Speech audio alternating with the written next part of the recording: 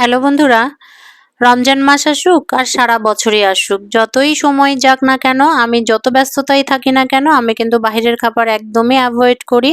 হয়তো মাঝে মধ্যে একটু রেস্টুরেন্টে যাই, বাচ্চার জন্য একটু চাইনিজ আইটেম খেতে যাই। কিন্তু যতক্ষণই আমি পারি ততক্ষণই কিন্তু আমি বাসায় তৈরি খাবার খাই। তো পুরো রমজান জুড়ে কিন্তু আমি বাসায় বানানো ইফতারি করি। যেহেতু মা এসেছে, তাই মাকে বলেছি তোমার কিছু করতে হবে না, তুমি একটু রেস্ট করো, জার্নি করে এসেছে, তুমি একটু রেস্ট করো, আমি ইফতার বানাচ্ছি। আমার ইফতারির সময় বা আমার মানে কাজের সময় যদি আমার আশেপাশে কেউ থাকে তখন কিন্তু আমার প্রচন্ড বিরক্ত লাগে, আমি কাজ করতে পারি না। এইজন্য রান্নাঘরে আমি যখন কিচেনে থাকি, আমি আমার কিচেনে কাউকে ঢুকতে দেই না। তা আনান আমার সাথে দাঁড়িয়ে গল্প করতেছে আর আমি এদিকে ইফতার বানাচ্ছি। আমরা বলেছি যে এই মাসটায়, এই বছরটাতে, রমজান মাসে কিন্তু আমরা ইফতারি একটু মেইনটেইন করার চেষ্টা করতেছি। তো অল্প পরিমাণেই ছোলা মুড়ি করছি। আর আমার যেহেতু মিনি একটি ফ্রাই প্যান আছে, আমার টোনাটুনি সংসারের ১ম ফ্রাই প্যান এটা। তো ওই ফ্রাই প্যানে আমি আলুর চপ বানাইতে দিয়েছি। আমি সবকিছুই রান্না-বান্না কিন্তু বাবার বাড়িতে কোনো কিছুই শিখি নাই, পারি নাই। কোনোদিন মা করতে দেয় নাই। সবসময় পড়াশোনা করিয়েছে। আর আমাদের সেই সময় হেল্পিং হ্যান্ডই ছিল মাকে হেল্প করার জন্য। তো যার জন্য আমাদের কিছু করা লাগে নাই। এখন বিয়ের পরে আমি অনেক বেশি রান্না-বান্না শিখে গেছি। কিন্তু অতিরিক্ত মানুষ আসলে আবার আমি রান্না করতে পারি না। তো এদিকে আলুর চপ হয়ে যাচ্ছে। আনান মূলত আমার কাছে দাঁড়িয়েছে দেখার জন্য যে আমি কিভাবে আসলে রান্নাটা করি, কিভাবে আলুর চপটা বানাই। কারণ ওর টার্গেট আছে ও একদিন আমাদেরকে ইফতার বানিয়ে খাওয়াবে। তো সেই জন্যই সে আমার সাথে দাঁড়িয়ে দাঁড়িয়ে গল্প করছে এবং ইফতারি বানানো দেখতেছে।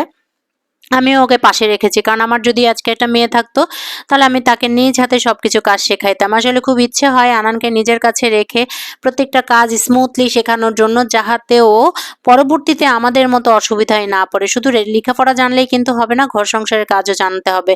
রোজার মাস আসলে আমার প্রচন্ড মন খারাপ থাকে। খুব আফসোস হয় মনের মধ্যে যে আহারে, মাকে যদি আমার সাথে রাখতে পারতাম রোজার মাসটা, বা আমার কাছে আনতে পারতাম, তাহলে মা সারা মাস ধরে ইবাদত বন্দেগী করতো আর আমি হচ্ছে রান্না বান্না করে মার সেবা করতে পারতাম।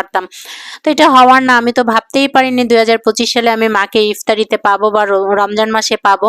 যদিও আমি ৭ দিনের জন্য মাকে পেয়েছিলাম। তো সবাই মিলে একসাথে ইফতার করছি। পরিবারের এই মানুষগুলোর সাথে ইফতার করার আসলে মজাই অন্যরকম। আমি তো যত বছর ধরে আমি ঢাকাতে থাকি, প্রায় ১৩-১৪ বছরের বেশি কিন্তু আমি পরিবার ছাড়া, পরিবারের সাথে আমার ইফতার করার সৌভাগ্য একদমই হয় না। কারণ অফিস শেষ হয় একদম লাস্ট মোমেন্টে, সেই মোমেন্টে বাড়ি যাওয়া হয়। একদিনের জন্য হয়তো ইফতার পাই।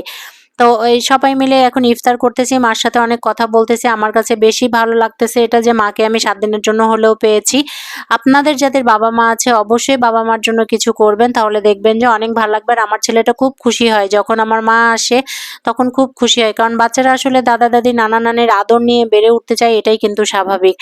আমরা ইফতারি আইটেমে যে অনেক বেশি রিচ কিছু রেখেছি তা কিন্তু না, জাস্ট ফল, ছোলা মুড়ি এবং কিছু ফল-ফলাদি রেখেছি আর শরবত রেখেছি। এই খাবারটা খাওয়ার পরে, ইফতারির পরে অনেকে আছেন ভাত খায়, অনেকে বিরিয়ানি খায়। আমরা এই ধরনের খাবার একদমই খেতে পারি না। এত বেশি ওভারলোডেড হয়ে যায় যে আর খাওয়া যায় না। আর পরিবারের সবাই একসাথে এভাবে বসে খাওয়াটার মজাটাই অন্যরকম। মার যেহেতু কোমরের সমস্যা, তাই মা টুলে বসে খাচ্ছে আর আমরা নিচে বসে খাচ্ছি। ডাইনিং টেবিলে বসে আসলে ইফতারিটা ইফতারের মতো মনে হয় না আমাদের কাছে। মনে হয় যে নিচে বসে সবাই একসাথে এভাবে ঘরোয়া পরিবেশে ইফতার করব, তবেই তো মজা। আমি আসলে আমার বাচ্চাটাকে সব ধরনের আনন্দই দিতে চাই। কোনো আনন্দ থেকেই ওকে বঞ্চিত করতে চাই না, কোনো পরিবেশ থেকেই ওকে বঞ্চিত করতে চাই না। যার জন্য মাকে বলেছি যে, "মা প্লিজ তুমি যদি পারো মাঝে মধ্যে অন্তত আমার ছেলেটাকে দেখতে এসো। ২ দিনের জন্য হইলেও দেখতে এসো।" আমার বড় বোনকেও এই একই রিকোয়েস্ট করি যে অন্তত মাসে ১ দিন পারি সেই ছুটি নিয়ে আমার ছেলেটাকে দেখতে আসিস। তো আজকে আমার মায়ের সাথে আমার ইফতার। আপনাদের কাছে নিশ্চয়ই ভালো লেগেছে। আজকে আর এ পর্যন্ত না। আপনারা আপনাদের পরিবারের সাথে ইফতার করবেন, অনেক ভালো লাগবে।